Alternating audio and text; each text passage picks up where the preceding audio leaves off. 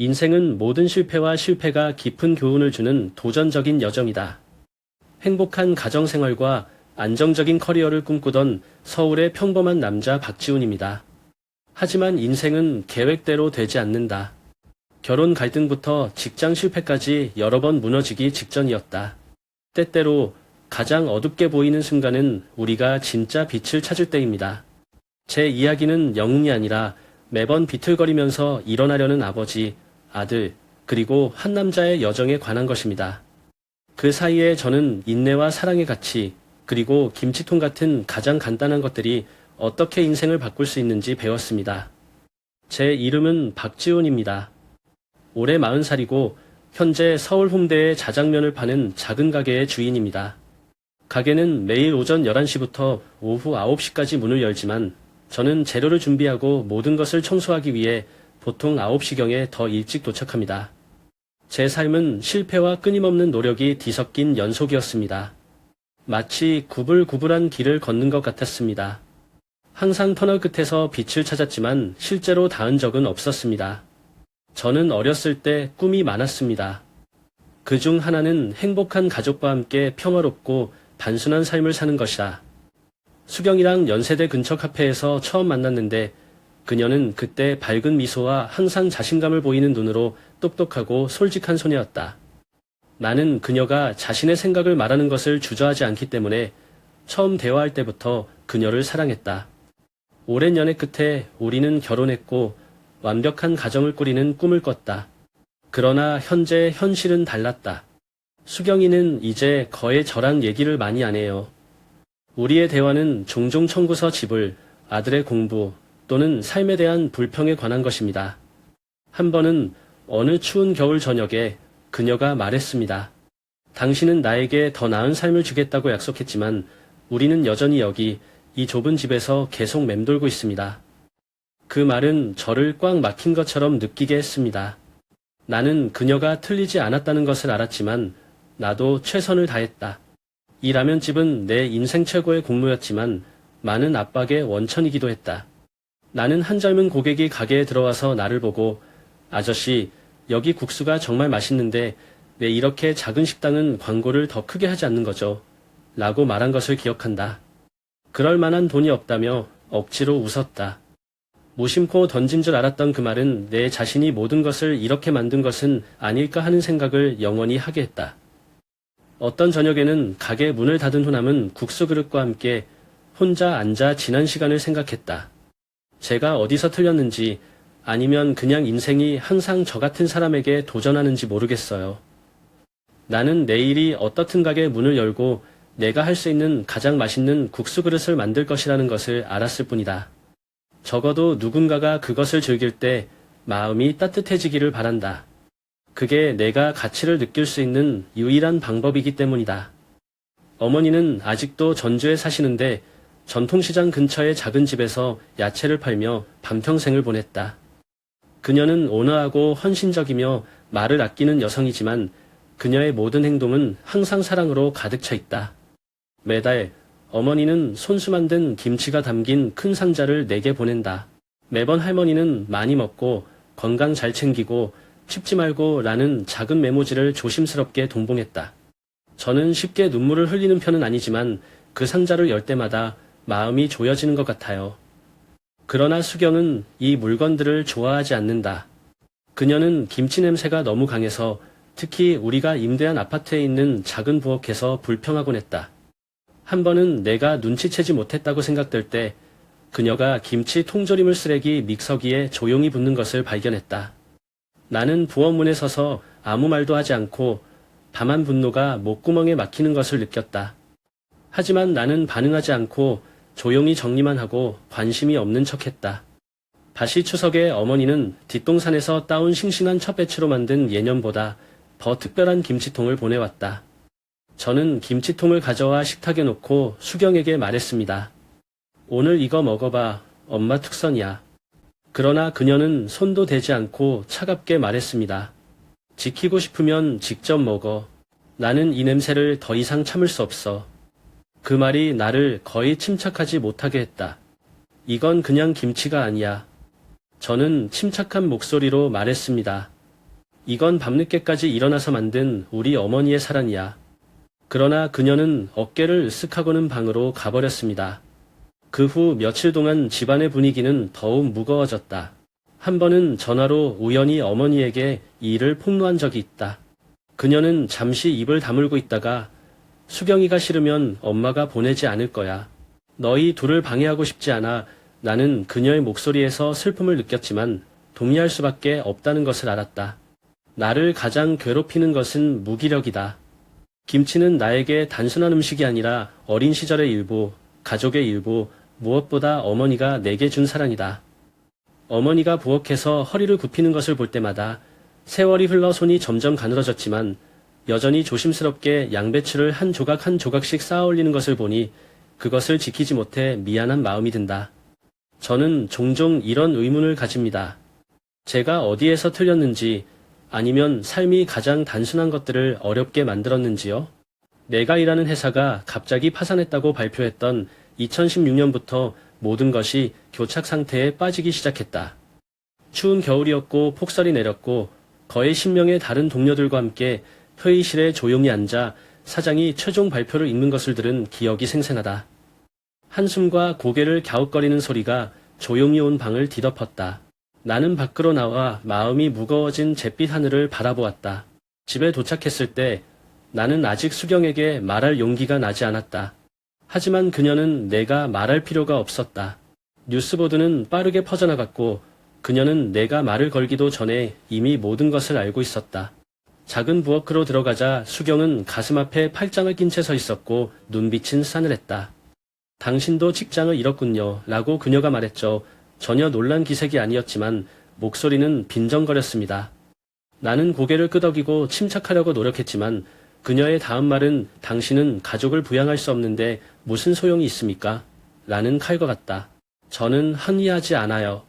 나는 그녀가 실망했다는 것을 안다.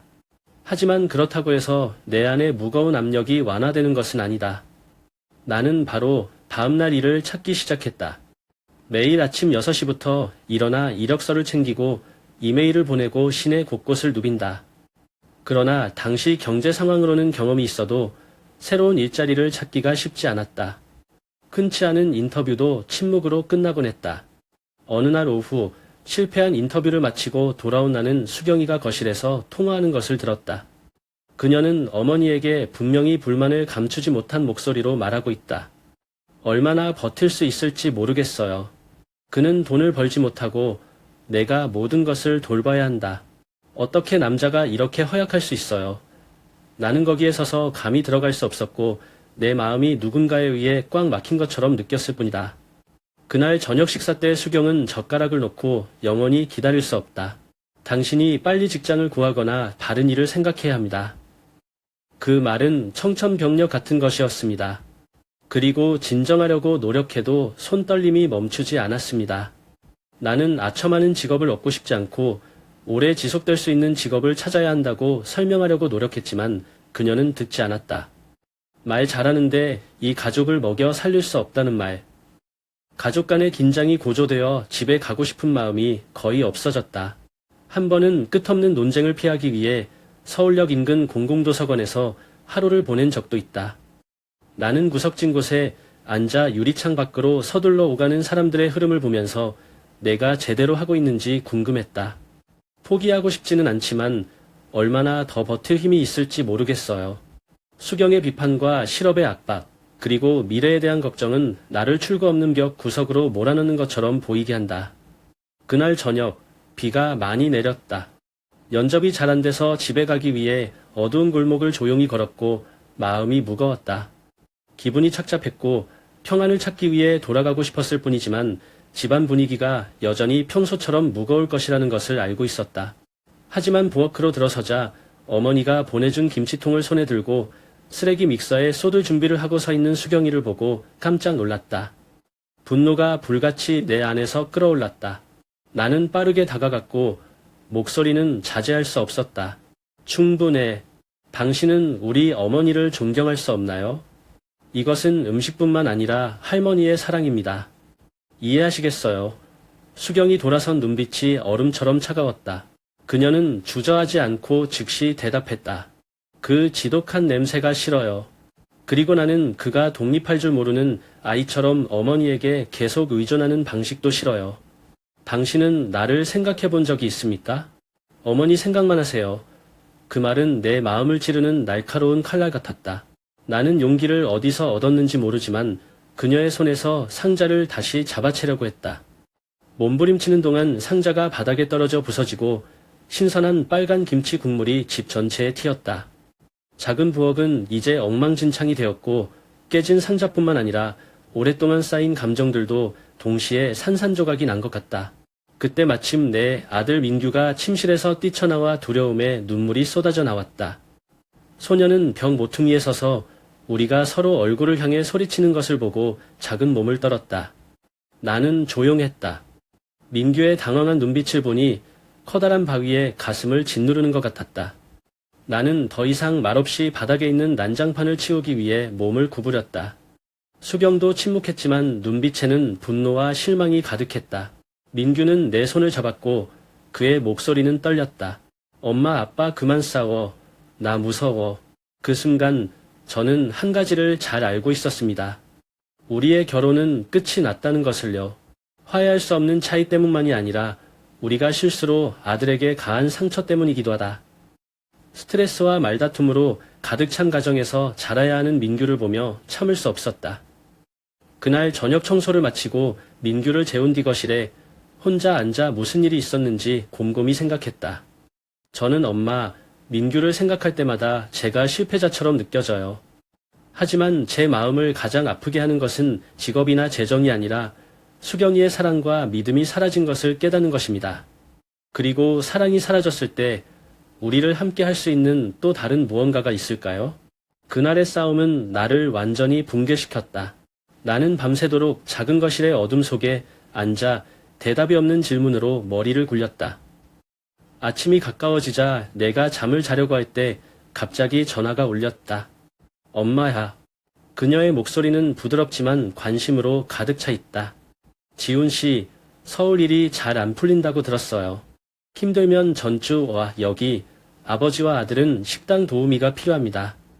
아버지에게 직업을 배우는 것이 아이를 안정시키는데 도움이 될지도 몰라요. 나는 조용했다. 어머니는 항상 그러셨고 너무 많은 질문을 하지 않으셨지만 항상 제게 무슨 일이 일어나고 있는지 파악하셨죠. 서울을 떠나 고향으로 돌아간다는 생각은 정말 나를 망설이게 했다. 나는 수경이가 강력히 반대할 것을 확실히 알고 있다. 그리고 더군다나 떠나는 건 민규를 남기는 것과 같아요. 하지만 그 시점에서 저는 제가 더 이상 매달릴 것이 없다는 것을 깨달았습니다. 나의 결혼은 한계에 다다랐고 서울에 머무는 것은 상황을 더 악화시킬 뿐이다. 다음 날 저녁에 수경이랑 얘기하기로 했어요. 내가 서울을 떠나려는 의도를 언급했을 때 그녀는 나를 보고 놀라움과 분노로 가득 차 있었다. 이게 해결책이라고 생각하세요? 나와 아이들을 두고 도망가라? 형 진짜 무책임해. 저는 침착하고 균형을 되찾고 더 나은 미래를 건설하는 법을 배우는데 시간이 필요하다고 설명하려고 노력했습니다. 하지만 수경이는 듣지 않았다. 그녀는 일어나서 나를 똑바로 가리켰다. 그는 항상 자신만을 생각합니다. 민규 씨는요? 도망자가 아니라 아버지가 필요한 아이. 그 말이 나를 고통스럽게 했지만 나는 어쩔 수 없다는 것을 알았다. 지금 떠나는 것은 포기하는 방법이 아니라 내가 다시 일어설 수 있는 유일한 기회이다. 나는 방을 나가기 전에 짧게 한마디만 했다. 민규를 위해서 다시 오겠습니다만 이제 가야 돼요. 이틀 후 나는 전주로 가는 가장 이른 버스를 탔다. 정류장에 발을 내디뎠을 때 고향의 차가운 공기 냄새가 밀려와서 마음이 가볍고 괴로웠다. 부모님은 착한 미소로 나를 맞이했고 많이 묻지 않고 집에 들어와 뭐 좀 먹고 쉬어라고만 말했다. 전주에서의 초창기에는 아버지의 작은 식당에서 일을 배우기 시작했다. 30여 년 동안 운영해온 그는 시장 한가운데에 현지인들이 따뜻한 국그릇이나 가족 식사를 위해 자주 찾는 간이식당. 아버지는 제게 재료를 고르는 법, 고객과 대화하는 법, 그리고 가장 중요한 것은 어떤 일이 일어나든 항상 긍정적인 마음을 유지하는 법을 가르쳐 주셨습니다. 매일 저녁 레스토랑 문을 닫은 후 부모님과 함께 뜨거운 찻잔 옆에 앉습니다. 어머니는 내가 어렸을 때 이야기를 자주 하셨고 아버지는 웃으시며 사업은 어렵지 않다. 내가 하는 일을 사랑하고 매일 열심히 하면 된다고 말씀하셨다. 나는 인내와 사랑이 모든 것을 만드는 기초라는 것을 점차 깨닫고 있다. 일이든 가족이든 그래도 민규가 계속 보고 싶어요.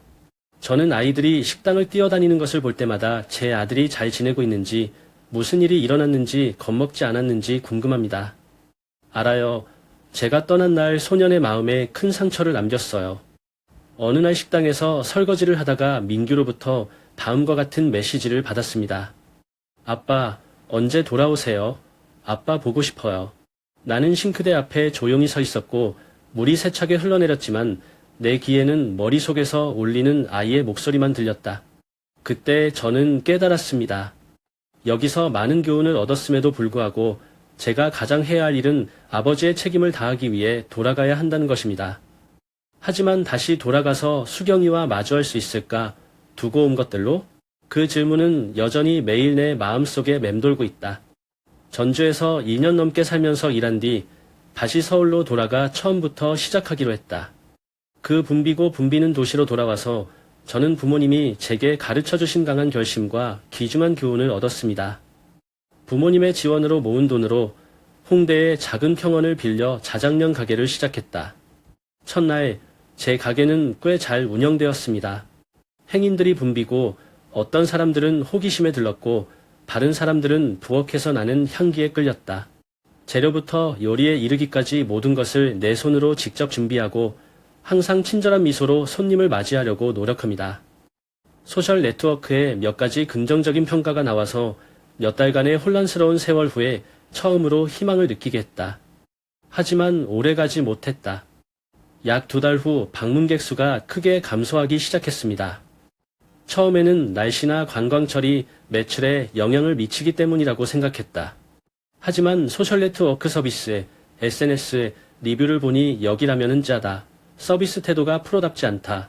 화장실이 안 좋다라는 부정적인 댓글이 줄을 잇고 있다. 그 논평은 내가 한 일과 전혀 맞지 않았기 때문에 나를 당황하게 했다. 하루 종일 댓글을 하나하나 훑어보며 원인을 이해하려고 했었다. 결국 나는 의심스러운 것을 발견했다. 부정적인 댓글을 남긴 대부분의 계정은 우리 가게에서 불과 몇 거리 떨어진 더 큰 국수 가게와 관련이 있었다. 경쟁자가 고의로 자신을 파괴했다고 확신한 후 내 안의 분노가 치밀어 올랐다. 그날 저녁 나는 일찍 가게 문을 닫고 그들의 가게로 곧장 걸어갔다. 밝은 간판과 긴 줄이 서서 기다리는 그 식당은 나를 조금 더 화나게 할 뿐이다. 나는 들어가서 주인에게 만나달라고 요청했다. 그를 만났을 때 나는 빙빙 돌지 않고 바로 문제에 들어갔다.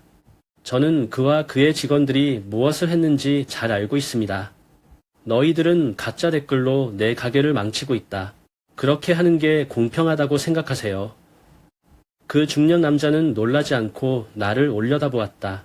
대신 그는 웃으며 태연한 목소리로 말했다. 시장은 전쟁터입니다. 스트레스를 못 참으면 여기가 안 맞는 것 같아. 그 말은 나로 하여금 거의 자제력을 잃게 했다. 나는 손을 꼭 잡고 큰 소리가 나지 않도록 자제했다. 하지만 마음속으로는 직접 대면해서 이 일을 해결할 수 없다는 것을 안다. 나는 분노와 실망으로 가게를 떠났고 어떻게 내 상점의 명성을 되찾을 수 있는지에 대한 생각으로 머리가 돌았다. 돌아오는 길에 나는 주말에 사람들이 많이 모였던 작은 공원을 지나갔다. 하지만 지금은 이 지역이 한산해서 산책하는 사람 몇 명만 있다. 고요한 밤하늘을 보며 나는 아버지가 했던 말을 떠올렸다. 가끔은 내가 싸우지 않고 이기는 법을 배워야 해. 저는 분노가 조절되도록 내버려두면 실패에 더 깊이 빠져들 것이라는 것을 깨달았습니다. 에너지를 낭비하고 싸우기보다는 음식의 질을 향상시키고 고객과 다시 연결하는 방법을 찾는 데 집중해야 한다. 나는 집에 도착해서 컴퓨터를 켜고 계획을 세우기 시작했다. 제가 상황을 역전시킬 수 있을까요? 아니면 제 노력이 교착 상태에 빠질까요? 이번 패배로 한 번 더 가라앉을 수 없다는 것을 안다. 그날 저녁 상대 가게에 대질하러 들어갔을 때 일이 이렇게까지 갈 줄은 몰랐다. 그의 신랄한 야유가 내 자존심을 칼로 찌른 것 같다. 그가 문장을 풀었을 때 사업이 부진하면 자책한다. 남 탓하지 마. 저는 냉정을 유지할 수 없어요. 모든 압박감, 실망감, 분노가 폭발하여 나는 자제력을 잃었다. 순간 나는 그를 음식 뒤쪽에 있는 선반에 밀어 넣었다. 물건 값이 무너지고 음식이 바닥에 튀었을 때 날카로운 충돌음이 울렸다. 그는 비틀거리며 넘어졌지만 눈은 두려움을 보이지 않고 오히려 도발적이었다. 주변 직원이 서둘러 달려와 막았고 어떤 사람들은 나를 붙잡았고 다른 사람들은 그가 일어나는 것을 도왔다. 막 돌아서려는데 핸드폰 사진 찍는 소리가 계속 들렸어요. 직원 중 한 명이 모든 것을 기록했는데 나는 나쁜 일이 곧 일어날 것이라는 것을 알았다. 불과 몇 시간 만에 소셜 네트워크 서비스, SNS에 난투극의 짧은 영상이 퍼졌다. 이 비디오의 제목은 제게 도움이 되지 않았습니다. 홍대에 있는 작은 국수집 사장님은 경쟁자들을 공격했습니다. 그리고 댓글이 빠르게 올라왔고 대부분 비판적이었습니다. 한때 나의 고객이었던 사람들도 주저하지 않고 등을 돌렸다. 정말 실망입니다. 그런 사람은 지지할 수 없다. 그가 이런 식으로 행동할 줄은 몰랐다. 부끄럽다. 나는 영성에 손상을 입었을 뿐만 아니라 지키려던 약간의 신뢰도 상실감을 느꼈다. 집에 돌아왔을 때 나는 거의 무너져 있었다. 작은 아파트가 그 어느 때보다 답답해졌다. 나는 바닥에 앉았고 손에 있는 전화기에 여전히 부정적인 메시지가 있었다. 민규는 침실에서 나와 걱정스러운 눈빛으로 나를 바라보았다. 아빠, 무슨 일이에요? 나는 대답할 수 없다. 나는 침묵만 할 뿐이다. 아들을 보면 사업뿐만 아니라 아버지 역할도 완전히 실패한 것 같은 느낌이 든다. 저는 자존심을 잃을 뿐만 아니라 제 가족 전체를 좌절과 압박의 소용돌이로 몰아넣었습니다. 수경 씨도 말이 별로 없어요. 그녀는 그냥 지나가면서 저를 차가운 눈빛으로 쳐다보았습니다. 말씀드렸잖아요. 그 눈빛은 제 희망을 무너뜨리는 마지막 망치 같았죠. 나는 밤새 잠을 잘 수 없었고 어둠 속에 앉아 스스로에게 물었습니다. 어떻게 이런 상황에 처하게 되었을까요? 어떻게 빠져나가요? 다음날 아침 가게를 열기 위해 밖으로 나왔을 때 가게 앞에 내 행동을 비난하는 내용의 전단지가 붙어있는 것을 보았다. 행인들은 호기심과 경멸의 눈으로 가게를 바라보았다. 저는 변화를 위해 아무것도 하지 않으면 모든 것이 완전히 무너질 것이라는 것을 이해합니다. 하지만 지금 내 마음속에는 모든 것이 무기력하고 혼란스러울 뿐이다. 그날 저녁, 추웠고 거리는 텅 비었고 네온사인의 불빛이 뿌연 안개 속에서 반짝였다. 부엌 청소를 마치고 불을 끄고 문을 잠글 준비를 하자 가볍게 두드리는 소리가 들렸다.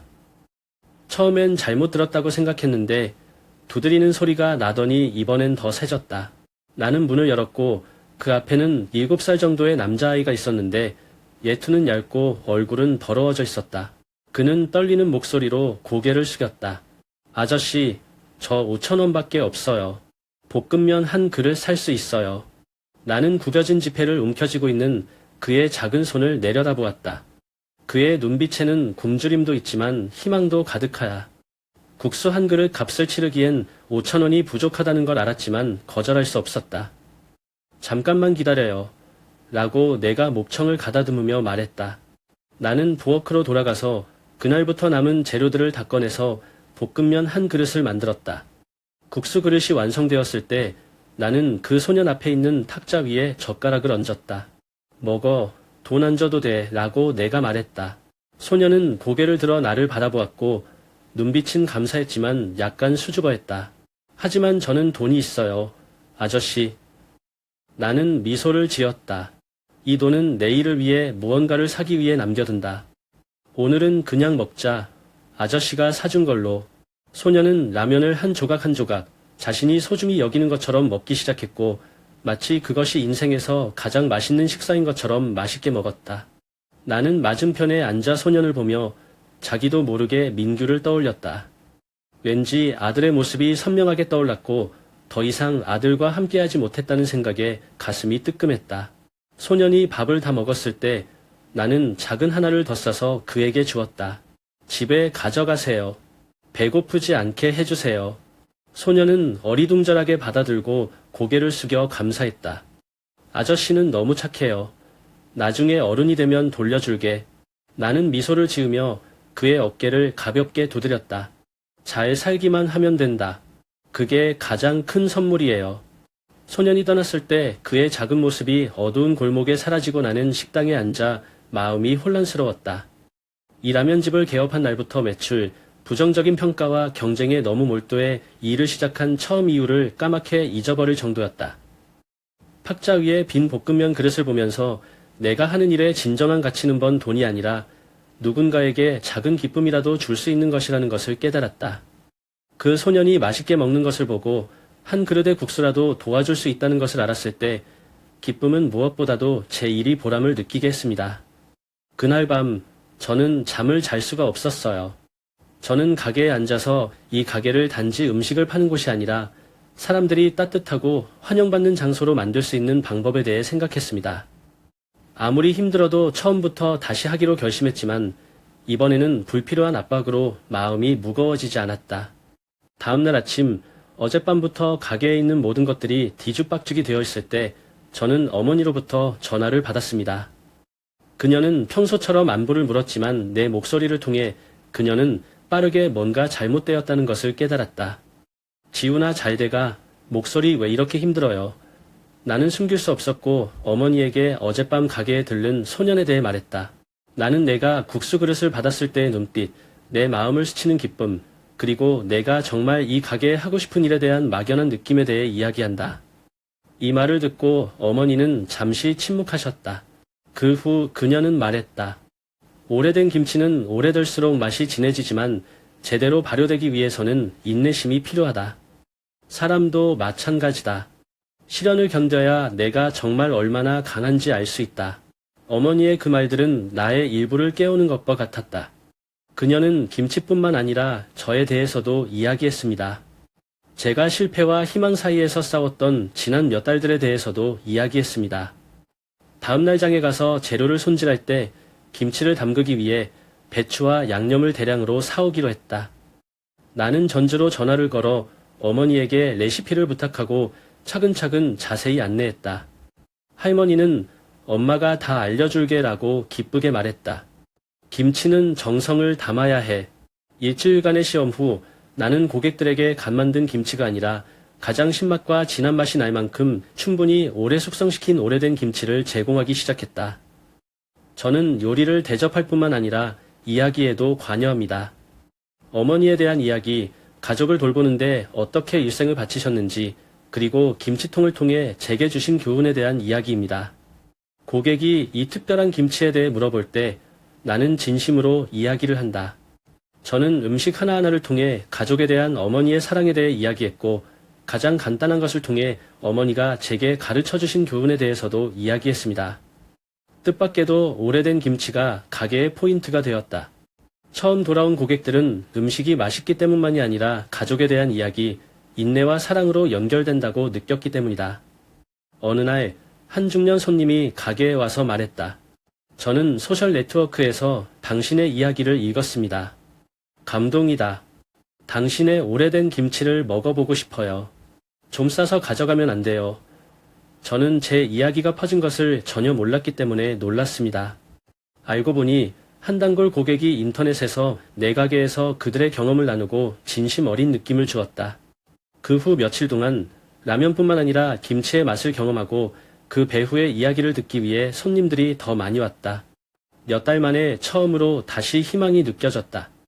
하지만 저는 이 성공이 요리의 변화의 결과일 뿐만 아니라 제 어머니가 가르쳐주신 교훈이라는 것도 알고 있습니다.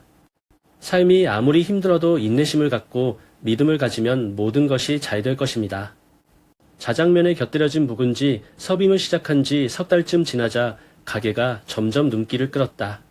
반골 식객들뿐만 아니라 이 특별한 맛을 경험하기 위해 멀리서 온 사람들도 있다. 김치처럼 소박한 요리가 사람들을 결속시키고 새로운 희망을 줄 수 있다고는 생각하지 않는다. 어느 늦은 오후, 점심시간 후에 책상을 청소하고 있을 때 가게 문이 조용히 열렸다. 어리둥절한 눈빛에 진심이 가득한 젊은 여성이 들어왔다. 나는 즉시 깨달았다. 그 운명의 저녁에 가게에 간 소년의 어머니였다. 그녀는 고개를 숙여 인사하고 나서 떨리는 목소리로 말했다. 안녕하세요. 저는 하룻밤에 먹으러 온 소년의 엄마입니다. 아들에게 당신의 친절에 대해 듣고 감사하러 올 수밖에 없었어요. 놀랍지만 마음도 따뜻해요. 나는 그녀에게 앉아서 따뜻한 차 한 잔을 타서 이야기를 나누자고 했다. 이야기를 통해 그녀의 가족은 힘든 시기를 겪었고 남편은 직장을 잃었고 그녀는 아이를 키우기 위해 많은 자비를 해야 한다는 것을 알게 되었습니다. 소년이 우리 집에 온 날 그녀는 야근 중이었고 아들이 혼자 먹을 것을 구해야 했다는 것을 몰랐다. 나는 그에게 큰 감사를 빚졌다. 당신이 제 아들을 도와줬기 때문만이 아니라 여기 음식이 그에게 즐거움을 줬기 때문이에요. 그날부터 계속 지운 삼촌라면 세상에서 제일 맛있어라고 하더라고요. 그녀가 가볍게 웃었지만 나는 눈빛에서 감동을 느낄 수 있었다. 떠나기 전에 그녀는 덧붙였다. 저는 소셜미디어 엄마 그룹의 일원입니다. 제가 그들에게 당신의 가게를 소개할게요. 너 같은 사람은 마땅히 받아야 한다. 처음에는 그 말에 대해 별로 생각하지 않았다. 그러나 불과 며칠 후 갑자기 식당에 오는 손님이 급증했다. 많은 사람들이 주문을 할 뿐만 아니라 가게에 가서 물었다. 여기가 소셜미디어 엄마들이 칭찬하는 식당인가요? 김치가 너무 유명해요. 알고 보니 소년의 어머니는 제가 음식뿐만 아니라 어떻게 그녀의 아들을 도울 수 있는지에 대한 이야기를 나누었습니다. 글이 일행들 사이에 널리 퍼졌고 사람들이 오래된 김치를 곁들인 자장면을 맛보기 위해 몰려들기 시작했다. 어느 날 저녁 가게가 손님들로 가득 찼을 때 나는 부엌에 서서 밖을 내다보았다. 작은 술집 공간에 퍼져 있는 웃음, 칭찬, 따뜻함까지 나를 자랑스럽게 했다. 앞으로 남은 부담감과 도전에도 불구하고 다시 돌아오는 자신감을 느낄 수 있었다. 하지만 무엇보다도 저는 이 가게가 단순히 음식을 파는 곳이 아니라는 것을 깨달았습니다. 제가 사람들과 소통할 수 있는 곳이기도 했고 그들에게 약간의 기쁨과 따뜻한 느낌을 주기도 했습니다. 어머니가 김치 한 통을 통해서 제게 가르쳐 주신 것처럼요. 나는 민규와 나 자신과의 약속을 잊지 않고 있다. 나의 미래뿐만 아니라 나를 믿어주는 가족과 사람들을 위해서도 계속 노력하라. 어느 주말 가게가 손님들로 붐비고 있는데 나는 갑자기 수경으로부터 한 통의 메시지를 받았다. 만날 수 있을까? 라는 짧은 메시지나는 수화기를 들고 화면에 나타나는 글을 보고 마음이 갈등으로 가득 찼다. 우리가 마지막으로 서로 솔직하게 이야기한 지 1년이 넘었다. 나는 가게 문을 닫은 후 저녁에 그녀를 만나기로 결정했다. 우리는 사랑에 빠졌을 때 단골 데이트 장소였던 서울역 근처의 작은 카페를 골랐다. 그녀는 일찍 와서 창가 테이블에 앉아 테이블 위에 커피잔을 조용히 돌렸다. 아직은 수경이지만 익숙한 듯하던 분노와 냉기가 이제는 다소 서글픔과 아량으로 대체되는 그녀의 눈빛에 뭔가 변화가 생긴 것 같다. 내가 앉았을 때 그녀는 말을 열었다. 지훈 씨, 라면집에 대해 들었어요. 해내서 정말 기뻐요. 나는 고개를 끄덕여 감사하며 그녀가 다음에 할 말을 기다렸다. 잠시 침묵이 흐른 후 수경은 한숨을 쉬며 나를 응시했다. 다시 시작하고 싶어. 민규를 위해서. 가족을 위하여. 그 제의는 나를 놀라게 하지는 않았지만 마음을 무겁게 했다. 나는 우리가 함께 보낸 시간, 즉 첫 번째 행복한 날들, 그리고 갈등과 말다툼으로 가득 찬 세월을 회상했다. 바닥에서 김치통이 깨지던 날 밤 민규의 겁먹은 눈빛도 기억난다. 나는 대답했고 목소리는 낮았습니다. 수경 씨, 저는 우리가 아주 아름다운 순간들을 가졌다는 것을 부인하지 않습니다. 하지만 우리가 똑같은 일을 반복하지 않을 거라고 확신하나요? 그는 의무 때문에만 존재하는 가족이 민규나 우리에게 행복을 가져다 줄 것이라고 생각하지 않는다. 그녀는 말을 끊었고 목소리가 조금 급했다. 하지만 지금은 모든 것이 다릅니다. 고민 많이 했어요.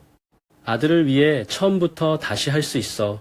나는 고개를 저으며 침착한 목소리를 유지하려고 노력했다. 나는 당신을 탓하지도 않고 자신을 탓하지도 않아요.